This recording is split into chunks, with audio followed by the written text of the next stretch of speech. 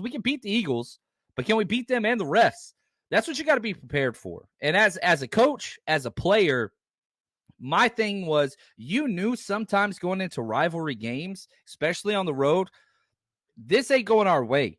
And I would coach those weeks in practice. I would give every single position coach flags. And I would tell them, you throw flags after high moment games. So like if your defensive back makes a freak play and breaks it up and everybody gets pumped up, I want you to throw a late flag and call phantom pass interference. I want you to throw a late flag, phantom illegal blocker downfield, holding calls, like we are going to prepare in practice for the rest to be involved in this game, because it's going to happen. The Niners are one of the most penalized teams in the NFL, and that's not necessarily all the refs' fault, but it's not like the games are always called fair. They're not, and this won't either.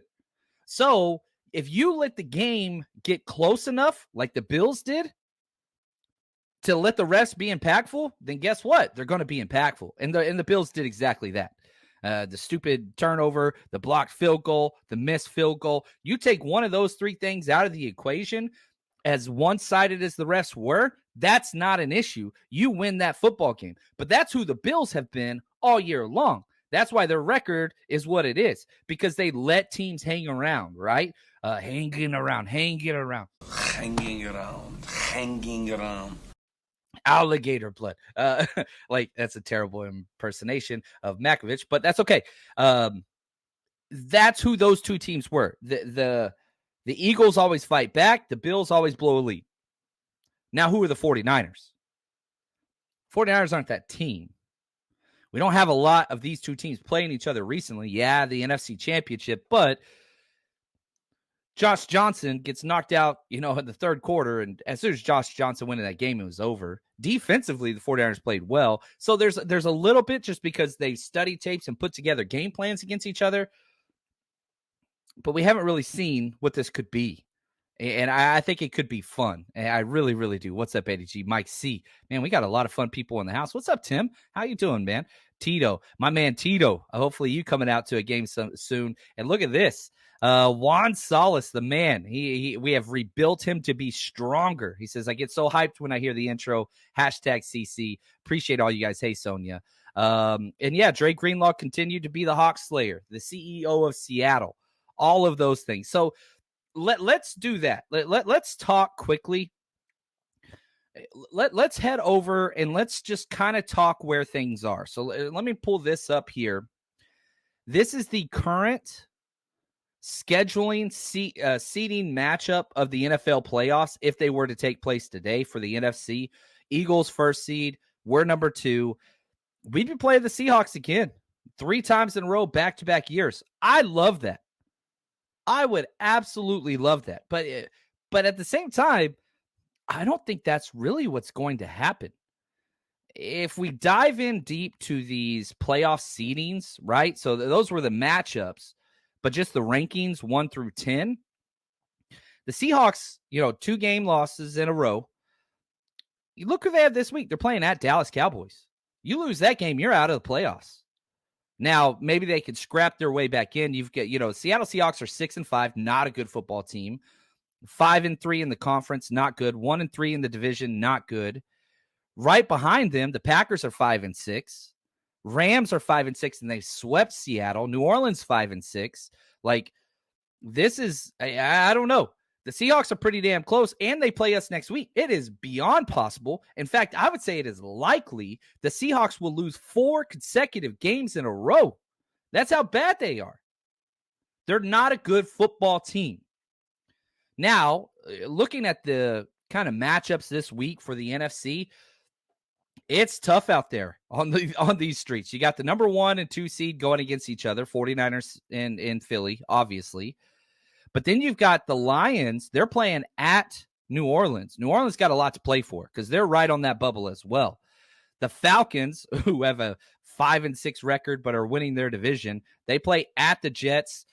Great defense. We'll see. That's going to be the most boring game in the NFL. Dallas, number 5 seed, they're versus the Seahawks. That's a big game. Minnesota's got the Bears. That's nothing.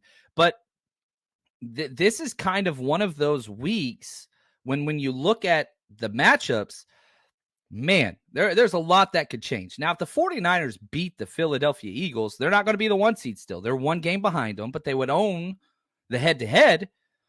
And you just need Philly to slip up on one of these games that they keep miraculously winning the last second of the game or in overtime, and then the 49ers would be there. And so this game is paramount. And if the 49ers lose this game, well, now you're in trouble because the Lions would pass you as the 2 seed, assuming they win.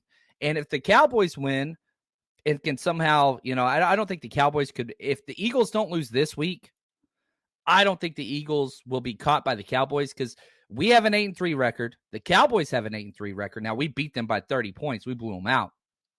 But if we lose and they keep winning, they'll have a better record than us. So this game matters dramatically. The difference between the 2 and 3 seeds, gigantic.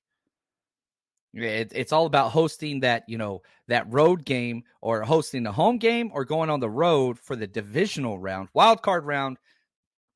That's done. DUN. The 49ers are hosting the game at home in Santa Clara, worst case scenario in the wild card round. We're winning the division. We have a 2.5 game lead over the Seahawks. Even if they beat us next week, we'd have a 1.5 game lead over them. And that would split us, but they're so bad in the division. We can't get the record that they have. So we keep that half game tie, even if the Seattle Seahawks beat us in a week, which they're not going to do. Let's just be real. That's not happening. Now, Kyle Shanahan was asked about this. First time in, series history to win 2 in a row in Seattle. Here's what Kyle Shanahan had to say. It's not something I think about a lot because you think of every game, every Sunday, how bad you want to win. But, I got a lot of respect for what they've done here. And Pete and John, and the tenure they've had here, they've been unbelievable. What they started out early on, and they've kept it going, and they've been able to regenerate it through a bunch of groups. And the home field advantage they have here is unbelievable, how loud that place is. And it's always tough, especially in that second, third quarter. The game's didn't seem that close in the first half, but it seems to always happen here. We get a pick six, their special teams make some big plays, and it's right back there. And that's kind of how it always feels like when we're here. What was the game? You're up 24-3 to start the second. You're a 20-point lead going into the half. The game felt over. Where we were sitting, everybody was leaving. It was just my favorite thing to do is kind of talk trash at games. Not respect. I want to have a discussion. I always offer to buy beers to people around me. I'm not there to be like, hey, F you. That's why I hate Philly so much. I love banter. And so in Seattle, okay, you're an opponent's territory. They know us. We know them. And whoever wins out of this one is probably going to go, to the playoffs. And so I sat down and I was like, all right, I'm going to start having some conversations. Nobody wanted to talk to me. Everybody was just like, dude, we ain't having it. I was like, all right, that's cool. So I just kind of backed up. But they all left. Third quarter, they were gone. And it was just solid red everywhere. The Niners have asserted their dominance over 10 consecutive divisional wins. 10. That's impressive. Swept the division last year and one extra win, just the cherry on top in the playoffs against the Seahawks. Come out this year, you've already beat all 3 division opponents once. You got to play them all again. But now you got Seattle at home. You got the Rams at home. And then you've got on the road. The only road division game you have is against the Cardinals. And they're terrible. I know Kyler Murray's back, but still, they're a bad team. And we haven't been to Arizona in a minute because, last year we were in Mexico City, which was awesome. The year before that was COVID, so we were down there all the time, just couldn't have fans. We had 6 games down there. I'm excited for the Arizona trip, and if you haven't got tickets yet, we got Patrick Willis, the legend, is going to come party with us. Are you kidding me? I love my job, and I'm thankful for you guys for allowing me to have this job. But yeah, Seattle Seahawks, I'm excited. Val, she says, I think the Niners are better than the Eagles and the Chiefs. So thank you, Val. We put this question in the chat. Where should the 49ers be in the NFL power rankings? I only gave 4 out. You can only do 4 options. I said first, second, third, or fourth, because I think no matter what, they belong in the top 4 with the way they played. The AFC has taken some hits for sure. Eagles beat the Chiefs. The number 1 seed right now is the Ravens, who the 49ers will play in about a month's time on Christmas. We're playing all 3 freaking holidays. Thanks a lot, scheduling committee. But currently, 4th place, power rankings, 3% of votes. 3rd place, 10%. 2nd place, 39%. And 1st place, 48%. Yeah, almost half the people voting are with you, Val. And, we don't play the Chiefs. And if we do, that'd be in the Super Bowl. We'll see. I don't want to play the Chiefs. Patrick Mahomes is a beast, but that team's not the same team. They're a good team. They're a great team. But they're not the same team. They're winning with defense. They have no offensive weapons outside of Pacheco and, Kelsey, obviously, with their quarterback. But they're not the same. Sin, what's up, Sid? She says, I don't want to play the Seahawks again. I hope they lose. I kind of do. That is just not a fair matchup for them. And I'll say this, I just loaded the first half breakdown of the offense against the Seahawks. That's on the 49ersrush.com and our Patreon channel. Kyle Shanahan's game plan, Bobby Wagner. Like, Bobby Wagner's going to the Hall of Fame. Bobby Wagner's incredible. Like, that dude, absolute beast. Top 10 linebacker all time. Like, I put him up there that high. He ain't that anymore.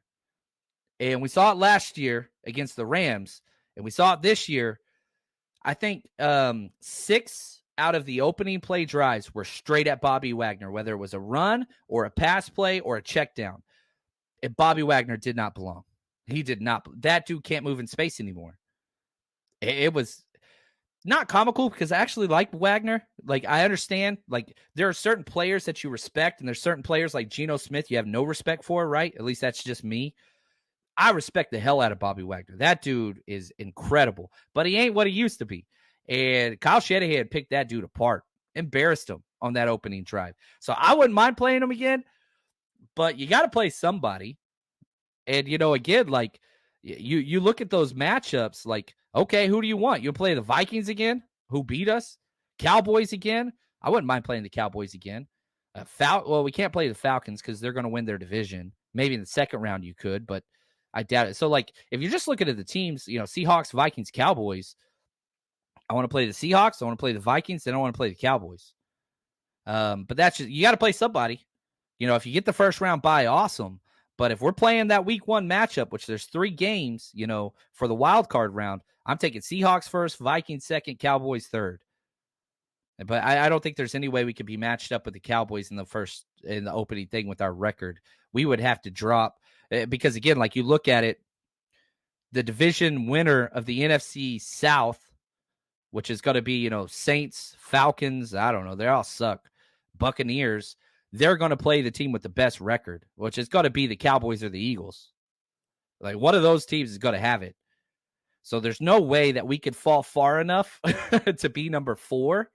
We're going to be 1, 2, or 3. That's all there is to it. And so if we're 1, 2, or 3, you can't play the Cowboys week 1. So now you're down to, the likes of the island of misfit toys, New Orleans, Rams, Green Bay, Seattle, Minnesota. Like, it's out of those 5. So you either get the first round bye or you're playing Vikings, Seahawks, Packers, Rams, Saints. And of all those teams, I would rather play Seattle. I'd rather play them than anybody. I don't like playing teams 3 times either. But, man, whenever you've got a team's number and you're just beating the bejesus out of them over and over again, I don't know. Alejandro, he says, Chapper, you hosted a playoff rush party at home. 1,000%. If we have a playoff game, I will be there. Road, home, don't care. I ain't missing it. So I will be there. Don't you worry about that. I'm excited about that. Sonia, Lions can sneak into the 1 seed if they win out. That would take us losing 1. It would take, let's see here. It would take, because if you look at Detroit's rough, because they already have 2 conference losses. So even if the Eagles lost 2 more games, they'd have to lose conference games, and then it would get to like similar opponents. That'd be rough. So not only would the Lions have to win out, the Eagles might have to lose 3 games. We'd have to lose 1 game. And I'm not worried about the Lions really at all. I don't know about anybody else, but like they're kind of like the Vikings of last year. So I'm not too worried about that.